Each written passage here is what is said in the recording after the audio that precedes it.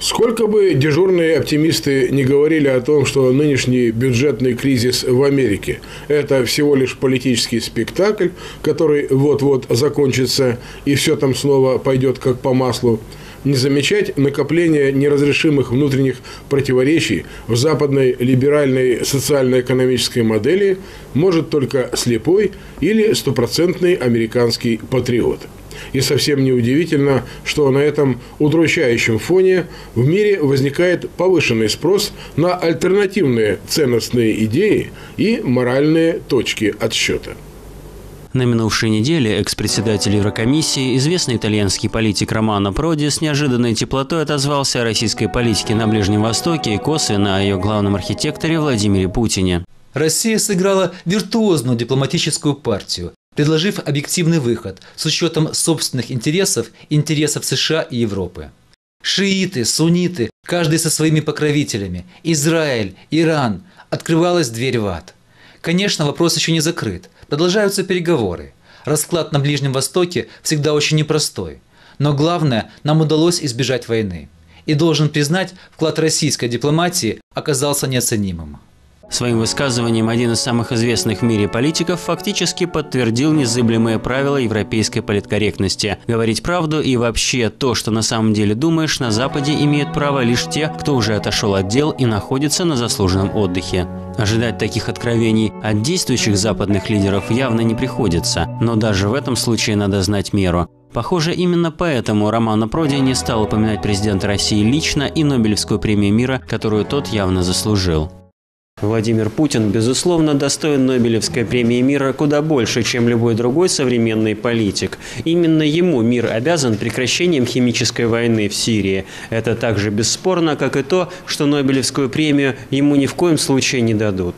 Запад отдаст ее кому угодно, но только не Путину, политика которого воспринимается им как прямая угроза его глобальному доминированию.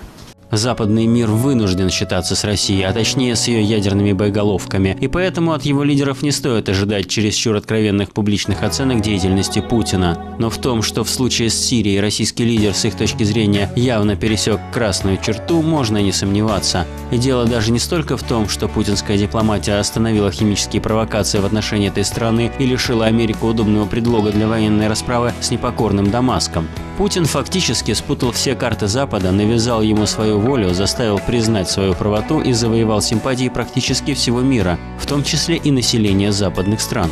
Именно в эти дни стало известно, что большинство рядовых американцев считает политику российского лидера на Ближнем Востоке более эффективной, чем политику собственного президента, а 82% британцев уверены, что Путин заслуживает Нобелевскую премию мира куда больше, чем его американский коллега. Но Путин пугает западных лидеров не только своей решимостью отстоять Сирию. Под его руководством Москва демонстрирует поистине имперскую твердость и непреклонность в отстаивании своих национальных и государственных интересов.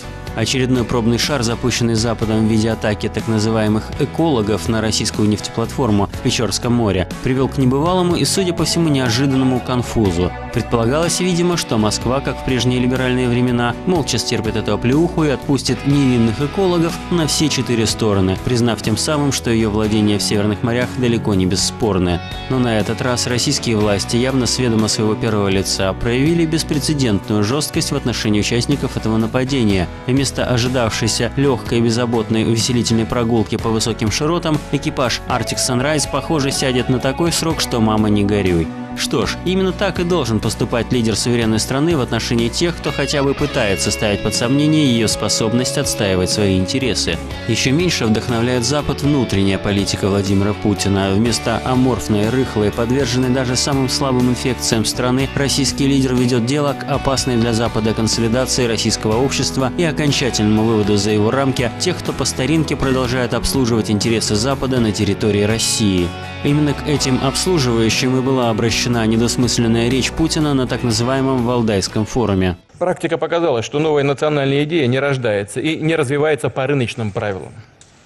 Самоустроение государства, общества не сработало. Так же, как и механическое копирование чужого опыта. Такие грубые заимствования, попытки извне цивилизовать Россию не были приняты абсолютно большинством нашего народа. Поэтому Потому что стремление к самостоятельности, к духовному, идеологическому, внешнеполитическому суверенитету – неотъемлемая часть нашего национального характера. К слову сказать, не срабатывает такой подход и во многих других странах. Прошло то время, когда готовые модели жизнеустройства можно было устанавливать в другом государстве просто как компьютерную программу. А это значит, что либералы должны научиться разговаривать с представителями левых взглядов и наоборот.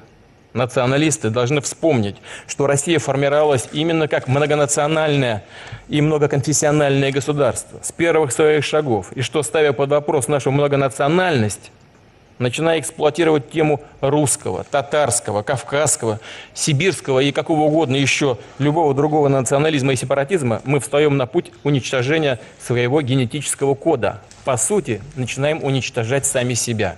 Впрочем, силы, которые заинтересованы в самоуничтожении России как самостоятельного и целостного государства, никуда не исчезли и продолжают пытаться оказывать существенное влияние на курс российской политики. В этой связи вновь обратил на себя внимание давний сторонник либеральных подходов премьер-министр России Дмитрий Медведев. Вскоре после выступления Путина на Валдае в газете «Ведомости» была опубликована программная статья Медведева под названием «Время простых решений прошло», в которой российский премьер пытается реанимировать фактически те же самые демолиберальные идеи, которые уже привели на край пропасти многие государства мира, в том числе Россию и Украину. По мнению многих экспертов, в частности об этом написал журналист Владимир Винников, таким образом Медведев пытается оспорить валдайские тезисы Путина. Концепция, которую Медведев выдвигает от имени команды, которую он возглавляет, фактически дезавуирует валдайскую доктрину. Она не дает возможности реализовать те идеи, которые были выдвинуты Путиным. Это такой ответ либерального крыла в руководстве нашей страны державной линии, которую обозначил Путин на Валдае.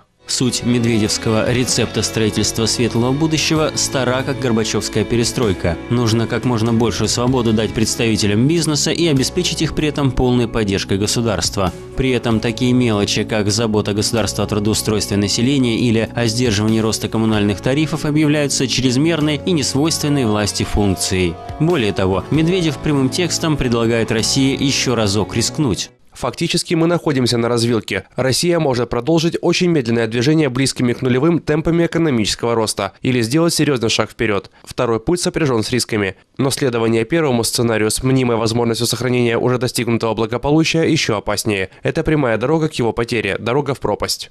Ровно то же самое в свое время толдычили один за другим Горбачев, Ельцин и Гайдар с Чубайсом, не говоря уже о Мавроди. И каждый раз дорогим россиянам предлагался очередной лохотрон в виде перестройки и гласности, неограниченной раздачи суверенитетов, приватизации в виде обмена ваучеров как минимум на 2 «Волги» или Лени Голубкова, который получил 1000% на вклад и купил жене сапоги. Именно потому, что в эти сапоги в свое время обули всю Россию, нынешние призывы Медведева к россиянам еще разок рискнуть своим будущим вряд ли вызовут у них очередной приступ энтузиазма. Инфантильные рассуждения московских умников типа «ну, вымрут 30 миллионов, значит не вписались в рыночную экономику», однажды уже подтвержденные на практике, сегодня откровенно пугают. Между тем, Владимир Путин, выступая на экономическом форуме «Россия зовет», обозначил еще одну существенную грань своего внутриполитического курса. Президент отметил, что одной из главных причин большинства социальных и экономических проблем сегодняшнего мира является социальное неравенство. Разница между доходами, сейчас не говорю компаний, юридических, а физических лиц в различных регионах мира катастрофическая. И это в значительной степени является источником и терроризма, и национальной нетерпимости.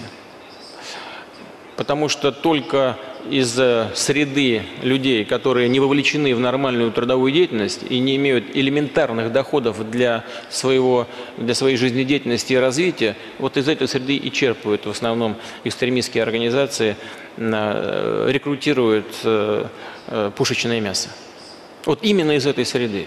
Поэтому в основе многих конфликтов сегодняшнего дня, безусловно, лежит неравенство. Но для того, чтобы его преодолеть, нужно развивать экономику. Нужно развивать ее справедливым образом и добиться, чтобы правила экономической жизни в мире были более справедливыми, в том числе в рамках Всемирной торговой организации. С Следует отметить, что после недавнего блестящего успеха на поприще внешней политики Владимир Путин со своим нестандартным видением мировых проблем все больше превращается в новую ценностную точку отсчета мирового уровня, причем альтернативную западной. И это делает его особенно опасным для Запада, ведь именно Запад является апологетом самой разнузданной зоологической формы либерализма, который все более очевидно становится тупиковым вариантом для всего человечества, в том числе и для граждан стран так называемого «золотого миллиарда», которые во все большей мере испытывают на себе все прелести неограниченного буйства рыночных сил. В Соединенных Штатах Америки, например, наблюдается невиданный скачок нищеты. По уровню бедности Штаты достигли показателей 60-х годов прошлого века. Более 50 миллионов граждан и 20% всех детей этой страны находятся за чертой бедности. Одновременно с этим стремительно растет имущественная поляризация общества. Пропасть между доходами 10% самых бедных и самых богатых американцев превысила максимальные отметки со второй половины 20-х годов прошлого века и только по официальным оценкам составила 16 раз. Такой пропасти не наблюдалось со времен Великой депрессии, когда от голода в США официально погибло свыше 2 миллионов человек, а по экспертным оценкам и вовсе 4-5 миллионов американцев. Если на долю 10% самых малообеспеченных граждан США приходится 2% суммарных доходов американского населения, то на 10% самых обеспеченных свыше 31%. С учетом скрытых доходов, а также доходов от предпринимательской деятельности и капитала, масштабы пропасти становятся откровенно ужасающими.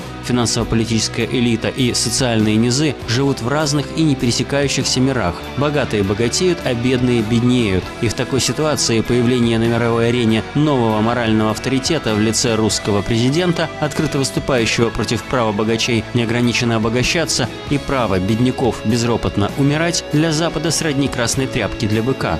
Ведь речь с его точки зрения идет о покушении на святая святых, на того самого золотого тельца, который давно уже заменил Западу Иисуса Христа и все христианские ценности вместе взятые. Василий Ткач, аналитическая программа «Бэкграунд».